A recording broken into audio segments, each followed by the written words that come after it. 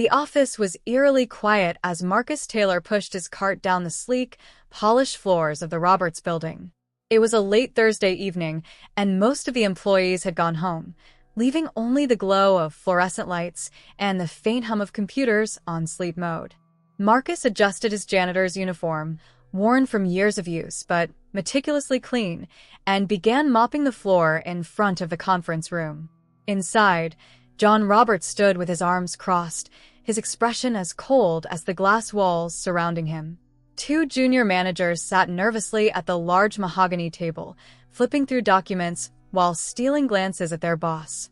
John's sharp navy blue suit and precise haircut made him look like the perfect embodiment of control, a man who knew what he wanted and wasn't afraid to cut through anyone to get it. Marcus had just finished the floor and was heading to the next corridor when John's voice sliced through the silence. "Marcus." He turned slowly, his hands gripping the mop handle. "Yes, Mr. Roberts?" John's tone was sharp, carrying the weight of someone who wasn't used to repeating himself. "Come here." Marcus placed the mop back in the bucket and walked over, his measured steps a stark contrast to the tension radiating from John. He stopped at the doorway of the conference room and looked at his boss, his calm brown eyes meeting John's piercing gaze. "What is this?" John snapped, pointing at the floor near the entrance to his office. A faint trail of footprints marred the otherwise spotless floor. "It looks like someone walked through before it dried," Marcus replied evenly. "Unacceptable," John barked, his voice echoing off the glass walls. "I've told you before, this isn't a high school gym. This is a corporate headquarters, and I expect it to look like one." "I understand, Mr. Roberts," Marcus said, his voice steady. "I'll take care of it right away." But John wasn't done. He took a step closer, his posture looming. "This is the third time this month I've had to address this with you. Am I not being clear enough? Or is it that you don't take your job seriously?" One of the junior managers shifted uncomfortably, looking at Marcus with something resembling pity. Marcus, however, remained calm. "I assure you, I take my job very seriously, sir," Marcus said, his tone measured. "Do you?" John sneered. "Because what I see is carelessness. And let me remind you, carelessness in my building doesn't last long." There was a pause. Marcus stood still, absorbing the words without flinching. His silence seemed to infuriate John further. "You know what?" John said, his voice rising. "I don't have time to babysit. Pack up your things, Marcus. You're done here." The junior managers exchanged wide-eyed glances, one of them half opening his mouth as if to interject, but John's glare silenced him. "Effective immediately?" Marcus asked, his voice still calm, almost clinical. John leaned in, his tone dripping with condescension. "That's what I said. This is a place for people who can keep up, not someone who can't even manage a mop and bucket." Marcus nodded slowly, his face unreadable. "Understood," he said. "I'll gather my things." As Marcus turned to leave, one of the junior managers hesitated, then spoke up. "Mr. Roberts, with all due respect, maybe..." "Enough," John snapped, cutting him off. "Let's focus on the quarterly projections. Marcus knows what's expected here." Marcus left without another word, his quiet departure leaving a palpable unease in the room. Downstairs, Marcus sat on the worn wooden bench in the janitor's locker room. He carefully folded his uniform and placed it in his bag, his movements deliberate, as though each fold was a step toward closure. The room was empty, save for the faint buzz of a flickering fluorescent light above. As he zipped up his bag, the door creaked open. It was Daniel, one of the security guards, who had seen Marcus around the building for years. "Hey, Marcus," Daniel said, leaning against the doorframe. "I heard what happened upstairs. You okay?" Marcus offered a small smile. "I'm fine, Daniel. Just another chapter closing." Daniel frowned. "You didn't deserve that, man. Everyone here knows you're one of the hardest working guys in this place." "Roberts?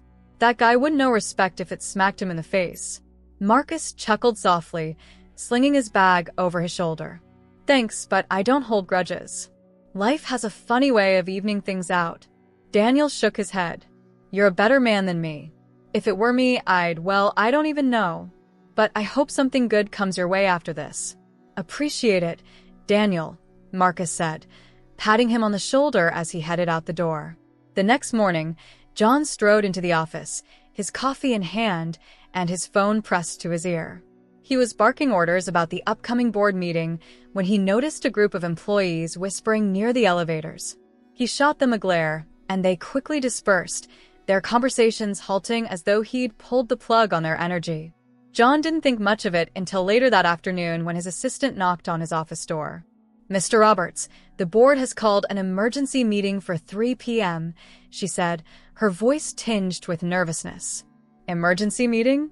John repeated, his brow furrowing. "What for?" "They didn't say," she replied, quickly retreating as John's scowl deepened. By 3 p.m., John was seated in the expansive boardroom, flanked by executives and board members. The tension was thick, and John's mind raced as he tried to anticipate what could have prompted the sudden meeting. A downturn in numbers? A competitor's move? But when the door opened and Marcus Taylor walked in, no longer wearing a janitor's uniform but a tailored suit, John's jaw tightened. Marcus walked to the front of the room, his posture confident and his expression calm. "Good afternoon," Marcus began, his voice steady and clear. "Thank you for allowing me the opportunity to speak." John leaned back in his chair, his eyes narrowing as confusion gave way to a prickling sense of unease. Marcus didn't spare him a glance, addressing the room with the ease of someone used to commanding attention. "I'd like to discuss the company's culture and leadership practices," Marcus continued, his tone professional yet piercing. "As someone who's had the unique opportunity to observe from the ground level, I've noticed areas where we can improve, not just in profitability, but in how we treat the people who make this company run." John felt a flush creep up his neck. This wasn't going to be a simple meeting. Whatever Marcus had planned, it was only the beginning. The boardroom was silent, save for the rustle of papers and the faint creak of leather chairs as the members adjusted themselves. Marcus Taylor stood at the head of the table, his calm, commanding presence a stark contrast to the tension simmering in the room. John Roberts sat near the center, arms crossed and jaw clenched, his usual confidence replaced with a simmering unease. He glanced around the table, looking for allies, but the board members' expressions were unreadable. Marcus cleared his throat, drawing everyone's attention. His voice, even and authoritative, carried none of the hesitance of the man John had dismissed just days before. "Before we proceed," Marcus began, "let me thank the board for granting me this opportunity to speak today. As some of you may know, I've recently become a significant investor in this company. However, my interest here isn't solely financial. It's personal." John stiffened at the word personal. His mind raced, piecing together the implications of Marcus' presence, but before he could form a coherent thought, Marcus continued. "My time as a janitor," Marcus said, pausing deliberately, "gave me a rare vantage point. I wasn't just cleaning floors. I was observing, listening, learning. What I discovered was both troubling and enlightening." A low murmur rippled through the board. One of the senior members, a silver-haired man named Richard Hartman, leaned forward. "Troubling in what sense, Mr. Taylor?" he asked, his voice measured. Marcus turned his gaze to Hartman, his expression composed but firm. "Troubling in the sense that there's a significant gap between the values this company claims to uphold and the reality of its internal culture. Leadership, in particular, seems to prioritize results over respect, efficiency over empathy." John's fingers tapped impatiently on the table, a rare display of his discomfort. "Is this going somewhere?" he snapped, his voice cutting through the room. Marcus turned to face him directly, his calm demeanor unwavering. "It is, Mr. Roberts. But I understand this might be uncomfortable for you." The air in the room grew thick as the words landed. John's face darkened, his irritation bubbling to the surface. "Uncomfortable? That's an interesting choice of words coming from someone who spent years being invisible." Marcus interjected smoothly, his tone sharp but not aggressive. "Yes, I understand the irony. But let's be clear. The work I did as a janitor was no less valuable than the decisions you make in this office. The difference is, my contributions were dismissed because of the title I held." A few board members exchanged glances, their expressions ranging from curiosity to unease. Richard Hartman cleared his throat, breaking the tension. "Mr. Taylor, you mentioned this was personal. Could you elaborate?" Marcus nodded. "Of course. For years, I've invested in companies like this one, focusing on those with untapped potential. But before I commit my resources, I examine the culture. A toxic workplace doesn't just hurt employees, it undermines the entire operation. That's why I chose to join this company at the ground level. To see, firsthand, if it was worth my investment." John couldn't stay silent any longer. He leaned forward, his voice laced with sarcasm. "So what? This was some kind of undercover mission? Playing janitor to gather intel?" "Yes," Marcus replied without hesitation, his calm demeanor a stark contrast to John's growing anger. "It was a mission, if you want to call it that. And what I found is that this company has immense potential, but it's being stifled by poor leadership practices." John's face reddened. "Poor leadership? Are you suggesting—" "I'm not suggesting, Mr. Roberts," Marcus said, his voice cutting through the room like a blade. "I'm stating it. You, in particular, represent a style of management that belongs in the past. Dismissing employees without cause, creating a culture of fear, these are not the marks of an effective leader." The room was silent. John opened his mouth to respond, but Richard Hartman raised a hand. "Mr. Roberts, let's allow Mr. Taylor to finish." Marcus turned back to the rest of the board. "I'm not here to point fingers without offering solutions. My goal is to help this company thrive, not just financially, but culturally. To do that, we need to change how we treat people at every level of the organization." Another board member, a woman named Ellen Cruz, leaned forward, her interest piqued. "And how do you propose we do that, Mr. Taylor?" Marcus smiled faintly. "It starts with accountability. Leadership must model the respect and integrity they expect from their teams. That means making decisions with more than just numbers in mind. It means valuing every employee, from the executives to the janitors." Ellen nodded thoughtfully, but John was fuming. "This is absurd," he said, his voice rising. "You think a few months mopping floors gives you the right to lecture me on leadership? I've been running this region for over a decade, and our results speak for themselves." "They do," Marcus agreed, surprising John. "But results achieved at the cost of morale and human dignity are unsustainable. Employees who feel disrespected don't give their best, and eventually that impacts the bottom line." John slammed his hand on the table. "This is a waste of time."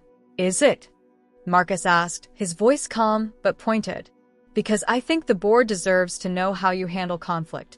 For instance, my dismissal, an incident that could have been resolved with a simple conversation, was emblematic of your leadership style. Reactive, not proactive. Authoritarian, not collaborative." The room was deathly quiet. John looked around, searching for support, but the board members avoided his gaze. "Enough," John said, his voice low but trembling with anger. "You've made your point. Let's move on." Marcus tilted his head slightly, his expression one of quiet triumph. "I have no intention of dragging this out, Mr. Roberts. My role here isn't to dwell on the past, but to build a better future. I hope you'll choose to be part of it." The words hung in the air, their weight undeniable. John sat back, his jaw clenched and his eyes blazing, but he said nothing.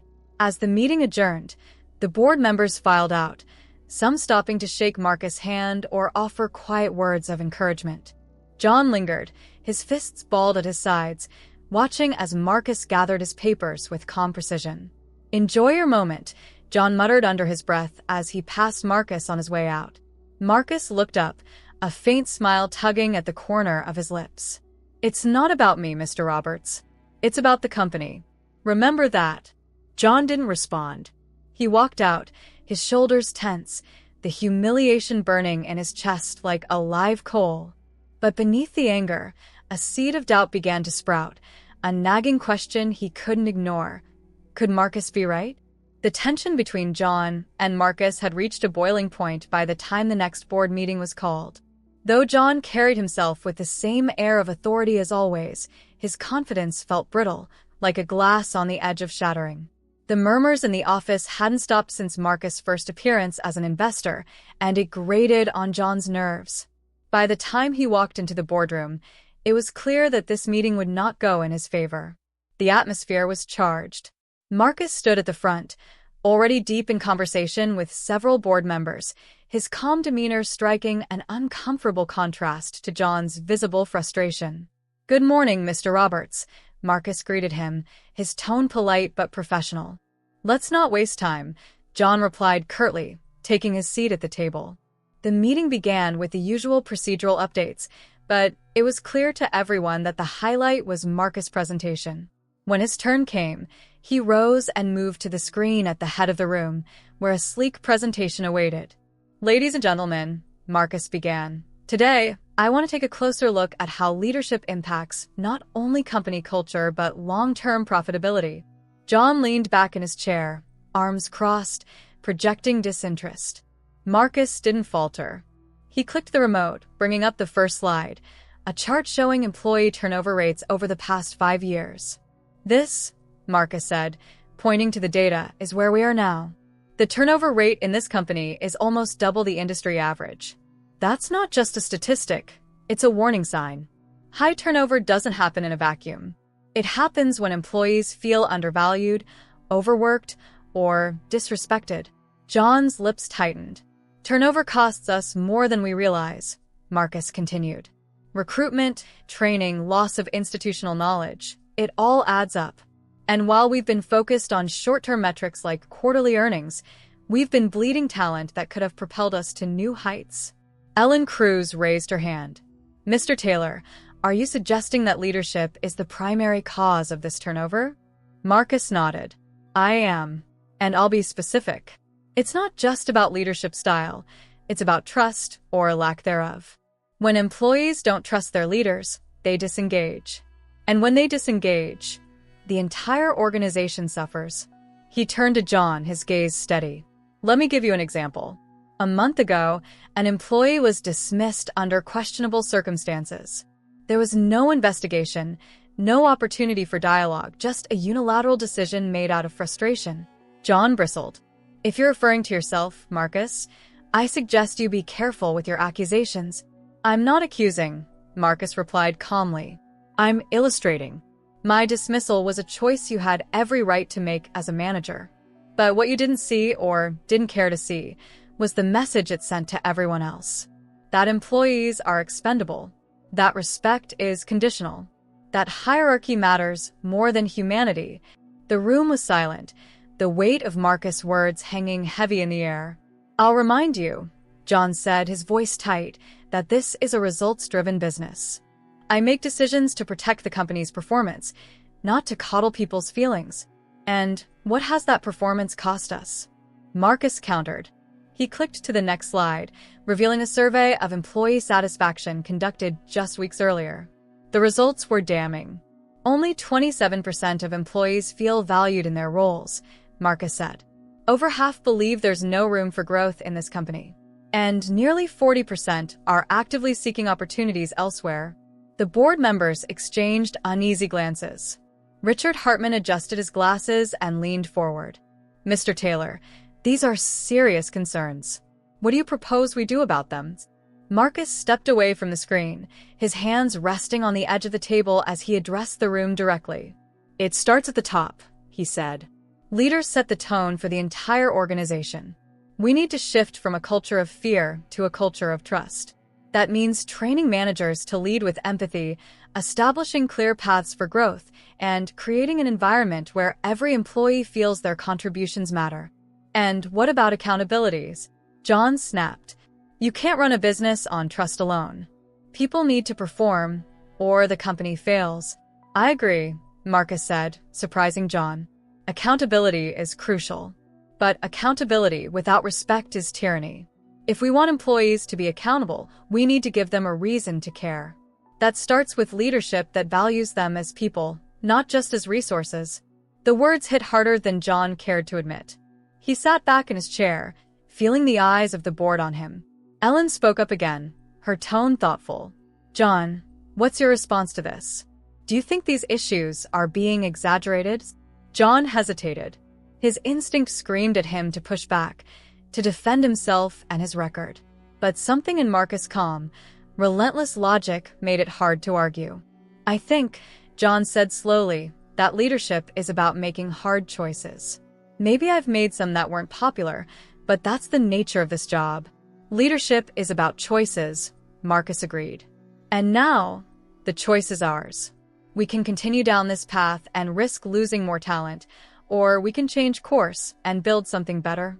The room fell silent again, the weight of Marcus' challenge settling over the table. John looked around, searching for signs of support, but the board members' expressions were neutral, their eyes trained on Marcus. "Thank you for your presentation, Mr. Taylor," Richard finally said. "I think it's clear that we have some serious issues to address. I propose we take this under advisement and reconvene next week with actionable steps." The meeting adjourned shortly after, but the tension lingered like a storm cloud. As the board members filed out, Marcus approached John, his expression unreadable. "Mr. Roberts," he said, his tone respectful but firm, "this isn't about making you the villain. It's about making this company better. I hope you'll be part of that process." John met his gaze, his jaw tightening. "You don't understand what it's like to be in my position. It's easy to preach when you're not the one under constant pressure." Marcus nodded slightly. "Maybe. But pressure doesn't excuse behavior. It reveals character." He turned and walked away, leaving John standing alone in the empty boardroom. For the first time in years, John felt something he couldn't shake. It wasn't anger or defiance, it was doubt. The mood in the office shifted noticeably in the days following the board meeting. Employees whispered in break rooms, exchanged knowing glances in hallways, and sidestepped John Roberts' piercing gaze. The unshakable aura of control he once commanded had cracked, and everyone seemed to sense it. For John, it was infuriating. He hated the feeling of being scrutinized, of being discussed as though he were some relic of a bygone era. The memory of Marcus standing at the head of the boardroom, calmly dismantling everything John had worked for, replayed in his mind like a broken record. By midweek, he found himself in his office, pacing back and forth. His assistant, Beth, knocked gently on the door. "What is it?" John snapped, stopping mid-step. Beth hesitated, her usual composure faltering. "Marcus Taylor requested a meeting with you at 3 p.m. John frowned. "Requested? Doesn't he have anything better to do than waste my time?" "I don't think it's optional," Beth said quietly. "It came directly from Richard Hartman." John's jaw tightened. "Fine," he said, waving her off. At exactly 3 p.m., Marcus walked into John's office, dressed in his usual sharp suit. He carried no papers, no laptop, just an air of calm that irritated John more than any spreadsheet or presentation ever could.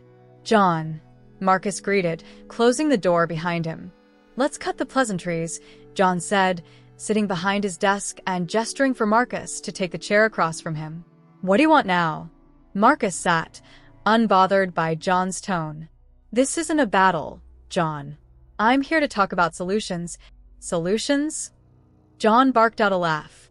"You think you can waltz in here after undermining me in front of the entire board and talk about solutions?"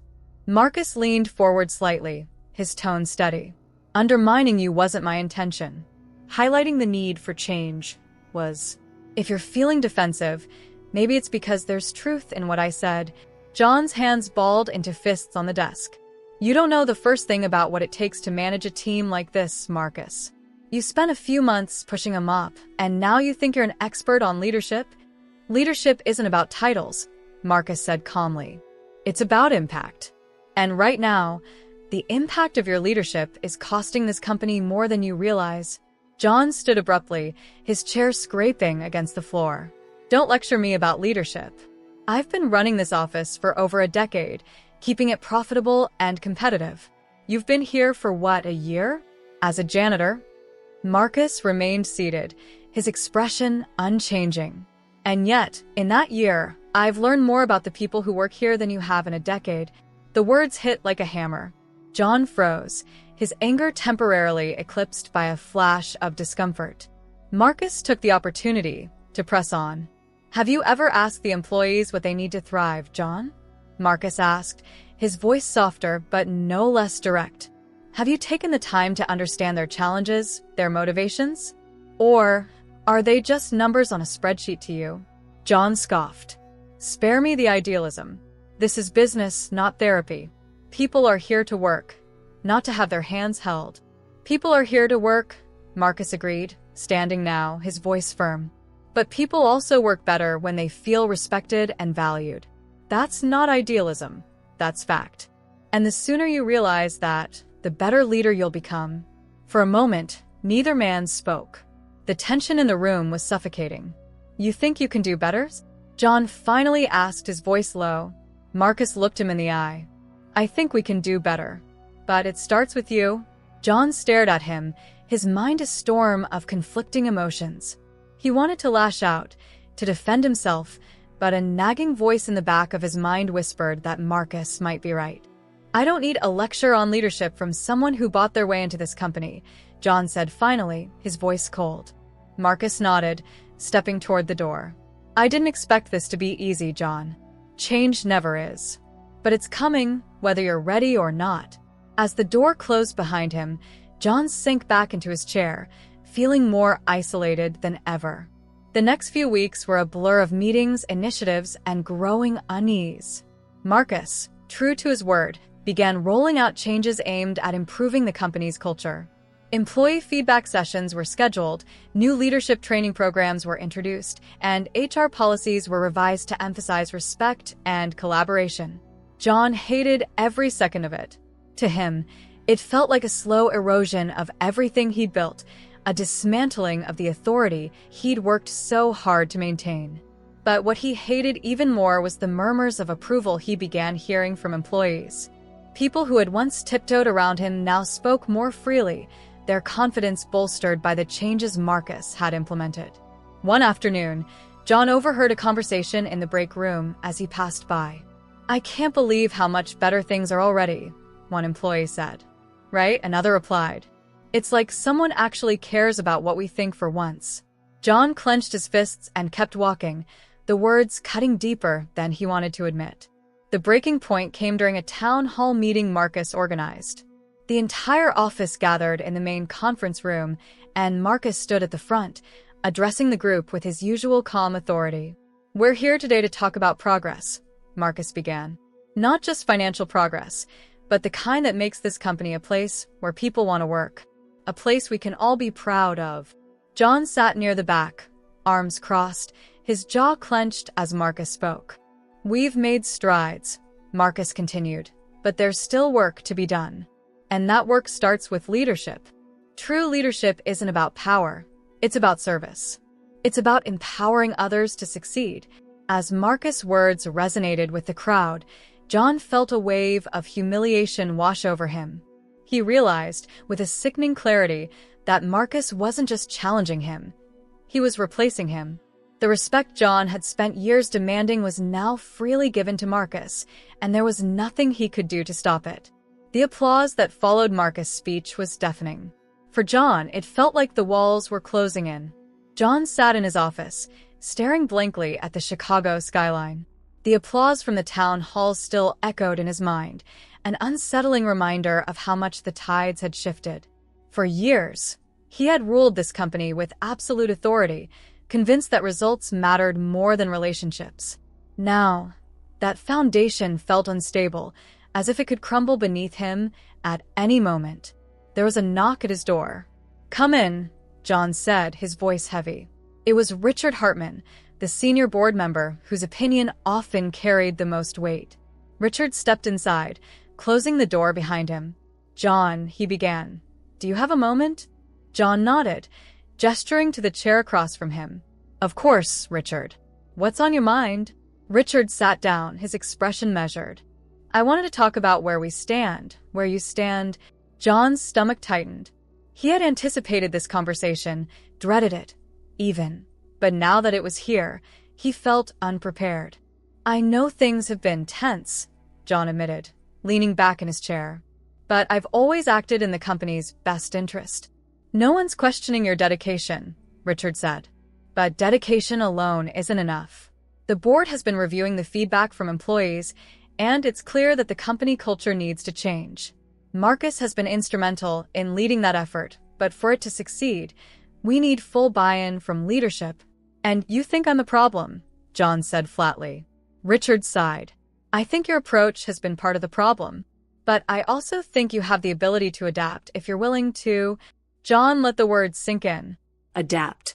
It wasn't a word he was comfortable with. For years, his leadership style had been his greatest strength. Now, it was being framed as his greatest weakness. What exactly are you asking me to do? John said finally. We're asking you to work with Marcus, Richard replied. Not as adversaries, but as partners. The board believes there's value in your experience, but only if you're willing to align with the company's new direction. John exhaled slowly. He thought of Marcus, with his calm confidence and unshakable principles. The idea of working alongside him felt both humiliating and necessary. I'll think about it, John said. Richard nodded, standing to leave. Do more than think, John. The future of this company depends on it. The next morning, John found himself walking into Marcus' office. It was a space that had once been a modest storage room but had been transformed into something sleek and minimalist, much like Marcus himself. Marcus looked up from his desk, surprised to see John at the door. John, Marcus said, standing. What can I do for you? John hesitated, the words catching in his throat. Finally, he stepped inside and closed the door. We need to talk, John said. Marcus nodded, gesturing for him to sit. I'm listening. There was a long pause as John gathered his thoughts. Look, I won't pretend this is easy for me, he began. I've been running things my way for a long time, and I honestly believed it was the right way. But maybe I was wrong. Marcus studied him carefully. Go on. I'm not saying I agree with everything you've done, John continued, his tone guarded. But I can see the impact it's having. People seem happier, more motivated, and if that's what this company needs, then I'm willing to try. Marcus leaned back in his chair, his expression thoughtful. I appreciate your honesty, John. Change isn't easy, especially when it challenges what we're used to. But if you're willing to work with me, I think we can make something great here. John nodded, though the words felt heavy in his throat. What do you need from me? Start by listening, Marcus said. Not just to me, but to the people around you. Understand their perspectives, their challenges. Leadership isn't about being the loudest voice in the room. It's about making space for others to thrive. John absorbed the words, his pride warring with a newfound sense of humility. All right, he said finally. I'll do my best. That's all I ask, Marcus said, extending a hand. John hesitated, then shook it. Over the following months, the company began to transform in ways that were impossible to ignore. John reluctantly participated in leadership training sessions, sitting through workshops on empathy and communication that once would have made him roll his eyes. At first, he felt like an outsider in his own company, but gradually, he began to see the value in what Marcus had introduced.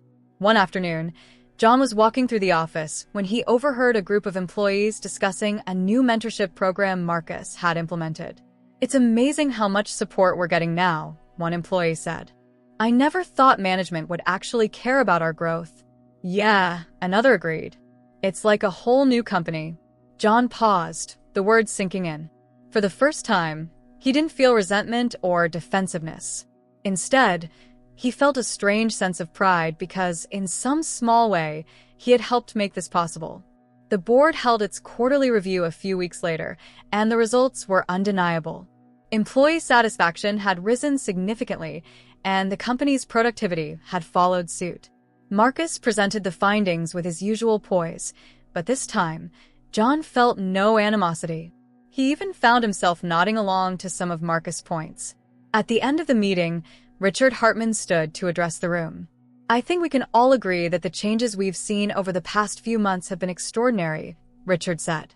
This company is stronger than ever, and that's thanks to the efforts of both Marcus Taylor and John Roberts.